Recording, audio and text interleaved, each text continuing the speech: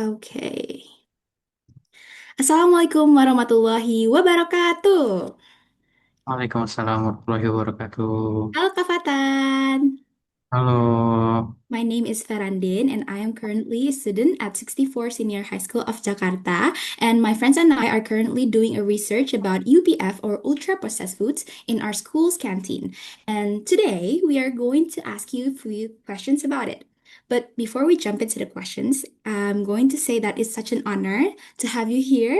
And let's thank you because in the middle of your business, you still want to spare some time to be on this Zoom meeting with me. So thank you. And shall we just dive into the questions? Yeah, sure. I'm very happy to help. Hopefully, what I will be sharing is useful enough for your exercise. So, okay, let's learn together in this discussion.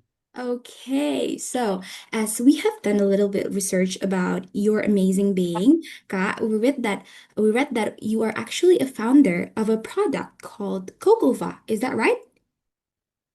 Oh, yeah, sure. Okay, That's can you right. tell Yeah. us more about cocova? Cocova is our project. It's focused on the functional foods. Currently, our product is the first Indonesian herbal fortified ice cream, which is sugar-free, dairy-free, and fortified with herbal guava leaves herbal extract.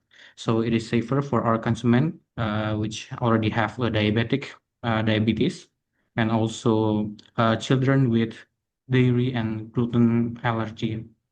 So we are trying to create a safer ice cream option for everyone without having to worry while eating it. Wow, that's amazing. And I'm starting to get hungry, Kak. I really want to try it. For sure, you can order it everywhere. We already available in Jabodetabek area.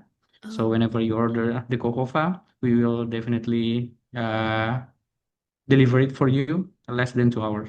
Oh, that's amazing. Okay. As the founder of your amazing product, which is Cocoa, a plant-based healthy ice cream, according to you, what a UPF really is? And can you explain to us more about it? PF is the kind of food where you cannot find the ingredients easily in our home kitchen. You have to make sure that it is industrial enough so you can find these ingredients.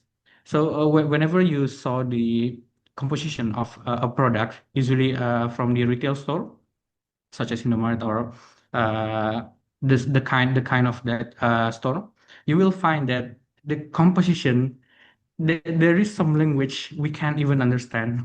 Mm. Like what is this ingredients about? What even is these ingredients?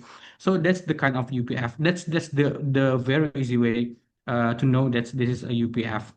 But in more scientifically, this UPF contains the ingredients which our body usually cannot process, cannot digest very easily, Mhm. whether it is a very complex chemical compound or it's totally cannot be digested with our body, but it's still safe for it's still safe for eating. Oh, okay. Moving on to the next questions, ya, Kak. Nowadays, UPF is literally everywhere, and people tend to buy it because it's easier to buy a UPF. Do you think konsumsi UPF ini yang terlalu sering atau berlebih memiliki dampak yang buruk nih, Kak, bagi tubuh kita? And as we did a little bit research also about you, you are a student, a graduate student from University of Indonesia, majoring in biology. So, are there any biological explanations about the correlations between UPF and the impact to our body? Yeah, sure. So, while learning biology, just like my previous answer, we Mhm. know that our body is set to digest some kind of food, and some kind of nutrients. So we have certain enzymes, we have certain biological process in our body to process this kind of nutrient, which already digested for us. We already ate the food. However, when these ingredients become too complex, we don't have this enzyme, the kinds of enzyme, or we don't have the process to break down these complex nutrients, Mm. this complex substance. I wouldn't call it nutrients because it's not nutritional enough. Nutritious. Yes. So uh, yeah, this substance. So it can possibly, maybe very possible to harm our body. Maybe we cannot identify it like the next day after eating it, but it will accumulate a little by little. But maybe 5 to 10 years, it will definitely Yeah. take some effect for us, such as one of the UPF food that is very common for us. Maybe we nearly eat it like every day is food that contain refined sugar, which Mm. is a purely sucrose. I mean, a pure sugar where your body is contrast with what I said before. This refined sugar is very, very easy to be digested by our body. However, because it's very easy for our body to digest this refined sugar, it makes our blood sugar spike very, very high, very, Mm. very high, which is not very good with our body Mm. because we only need a certain amount of sugar, but not that much uh, even with that high of spike of sugar. So this spikes of makes us full of dopamine, makes us happy a little bit. But after this sugar corrects, it crash. It makes us very, very, I don't know how to say it. It slows us very much, like makes us very sleepy or makes us very tired, and that's the kind of bad thing you will experience while eating UPF food instantly, and totally will have some effect in years later on. Oh, okay. What an amazing answer. Okay. Moving on to the next question. Some people are still confused, Nika, and don't know how to differentiate which food is UPF and which one isn't. So how to identify that a certain food is basically UPF? Well, the easiest one is when you read the composition, you understand the ingredient. What's the ingredients? I mean, you kind of understand what is the thing, because when you read the composition and you don't understand what it was, this thing is, that's mostly like 80% is a UPF. However, maybe it's still a challenge for us to. The most correct way to identify the UPF is we have to know how the process of making of this food, of to make this food, because maybe some of sellers will say that this is organic or this is Mm. totally free range chicken maybe, or totally farm raised. However, when we don't verify the production process, we can be certain that this is a UPF or not. It's still a challenge for us, but for our uh, day-to-day easy way to identify the UPF is to read the composition. And for the organic food, such as like the food and salt, maybe we can still see how it's cooked. And when you see the organic materials that are being used, yeah, it's mostly safe to eat. I mean, it's not UPF. Okay, so because in our school cafeteria there are lots of foods that is like it's not in a pack that have a nutrition fact, right? So we cannot read whether that the food is UPF or not because there aren't certain bahan yang membuat kita berpikir kalau Yeah, itu UPF gitu kan. Misalnya kayak yeah, for yeah. example like cireng, seblak, it's I it's agree. basically it's basically a UPF, Kak. Tapi there's lots of my friends that cannot differentiate whether that's a certain food is a UPF or not gitu. Jadi, yeah, well, that's sum up how to identify it ya, Kak. Okay. Yeah, yeah. Well, totally agree. Mhm. Mm. As I said earlier, that we are currently doing a research about UPF in our school canteen, and we did a little observation about 2 days ago, and we saw that almost all the foods are UPF. Do you think this thing can we normalize this thing or not? Knowing that lots of students are always kayak udah terbiasa gitu makan makanan di kantin yang Yeah, UPF, and if we switch it to the real food situation, there are lots of siswa-siswi yang kurang berminat gitu akan makanan di kantin. What do you think about it, I Kak? know, I know. Yeah, I mean, that's the very hard challenge because fun fact, UPF is used to be a hero in our food world, because after Second World War, everyone is hungry. I mean, everyone is hungry, and we don't have enough resource. Mm, We don't have enough real food to share to everyone. So food companies start to make a food which can last very long, mm, which can produce very easy with very little cost. So in that area, maybe it's not very processed food. It's not ultra processed food while it's still being a processed food. It helps us. So imagine like nearly 100 years, we already being used to eat UPF. So it is kind of hard for us to separate the UPF for our life, day-to-day life. Let alone we want to eat 100% real food. It's very possible, but it's very, very hard because it's already become our staples in our day-to-day life, because that's what happened. For example, when if tomorrow people suddenly want to eat 100% real food without UPF, we couldn't find any tomatoes at all. Like oh, we couldn't find any sauces that contain certain ingredients, because with it might seem an organic, but the process to deliver maybe use a kind of chemical to make it last very long. So from my point of view, uh, what we can do is now is we cannot blame everything because everything's already UPF, but we cannot try at least in ourselves. Not yeah, it's okay to not fully committed. I mean, in this hard situation, starting very slow. I mean, starting little by little, like changing some of the ingredients into a real identified food.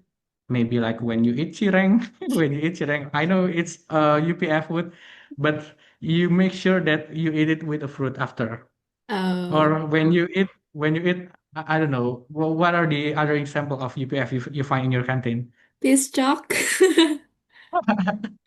Yes, maybe fish chop. Okay, the bananas is organic for sure. Oh However, yeah, the coatings, the but you flour, deep and the fried chocolate it. sauce, yeah, and the deep fried using the palm oil, definitely process.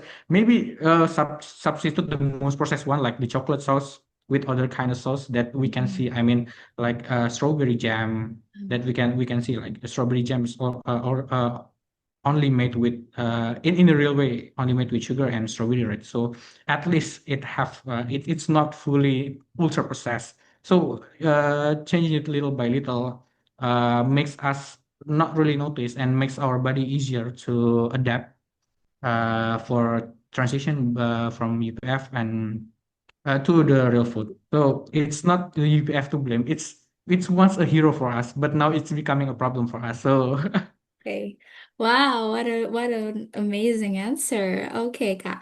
Going on to the next question. There are lots of my friends, siswa-siswi, yang really depend on school canteens, right? It's because they didn't bring their bekal or something like that. So otomatis mereka will buy food in our school canteens on their daily basis, like setiap hari gitu, Kak. Mm. Do you think this eating UPF on our daily food behavior will have an impact, or are there any correlations between UPF and performa siswa-siswi di sekolah nih, bisa dalam belajar atau bersosialisasi? Apakah are there any correlations between that? Yes, yes, for sure. Like I said before, like one of the most common UPFs form is high refined sugar food, high refined sugar contained in food. So when you're eating food that is very high in sugar, it will make your sugar spiking. You will feel very energetic, but only last for 1 hour. Imagine, that's why, and this is what I've realized too, and back in my school day areas, whenever I eat UPF food, like in lunchtime, after lunchtime, I will definitely, maybe every time, feel very sleepy. That's totally gonna affect my study. Because that's sleepy, because that sugar crash after a sugar spike. That's one little way. and we can see how this UPF can affect our food really badly affect our our study. However, yeah, maybe it's not really significant because we only feel dizzy or only feel sleepy after eating. However, I have a friend that he maybe very often from his childhood eating UPF, especially sweetened drink, and at the first time, his first 20 years of life, he's very fine. However, whenever after he's go into college, actually it's our final year, it's our fourth year, when we are doing thesis, scriptsy. He suddenly become very slow on everything. I mean, his body easily tired. His mood for eating is he doesn't want to eat anything. And after he checked it to the doctor, he had kidney failure, kidney failure due to the accumulation of toxin while he was eating this UPF food. So maybe in the first 20 years of his life, he doesn't notice anything, but right at that year, in that final year too, everything become everything become seen. His kidney failure, his body suddenly drops. Oh, okay. Maybe it's not right now, but in the next 2 years, we never know. Yeah, Okay. yeah. It's better be safe than Experience it, right? yes, right. Okay, Kak. I can't believe it's already our last questions. Lastly, do you have any recommendations agar siswa-siswi ini atau nggak siswa-siswi doang sih, Kak? Semua masyarakat Indonesia nih bisa lebih aware akan UPF gitu. Yes. First of all, we need to know. We need to realize what UPF is. That's the first thing we need to know, because we everyone kind of know what UPF is, but in detail, when they choose the food, they still don't consider it as UPF. They just know, yeah, okay, it's UPF, but it doesn't have any. I don't mind at all to eat it. So that's the first thing. You know, we need to know what UPF is, how it can badly impact our day-to-day life or maybe long-term life. That's the first thing. And the second one is, I know it's hard to transition to into real food, but start slowly. It's okay because this is what I find in my while I'm doing my business too. Mm. People who already learn, who know what UPF or what healthy life is, tend to uh tend to what do you call it? Tend to really push themselves to 100% healthy eating. I mean, like from now on, from today, I don't want to eat any UPF, or from now on, I will run 100 miles a day, or from now on, I will do intermittent fasting. However, that commitment only lasts for 2 days, and at the third day, Exactly. they come back to to day one, to day zero.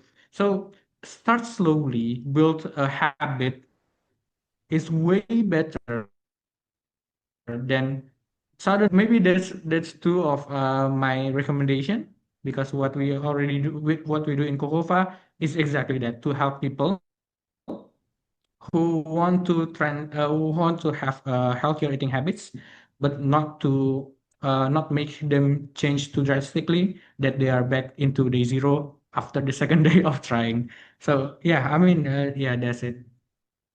Okay, that amazing answer will be the closing of our interview session today. Once again, it's such an honor to be able to interview the amazing Kafatan and his amazing answers also. Thank you so much, and we hope we can meet again in the near future, Ka. Thank you, and don't forget to buy Cocoa Five, everybody. Thank you, Ka. Okay, thank you so much. Don't forget to follow Kokopa. Thank you so much for the time. Thank you, Ka.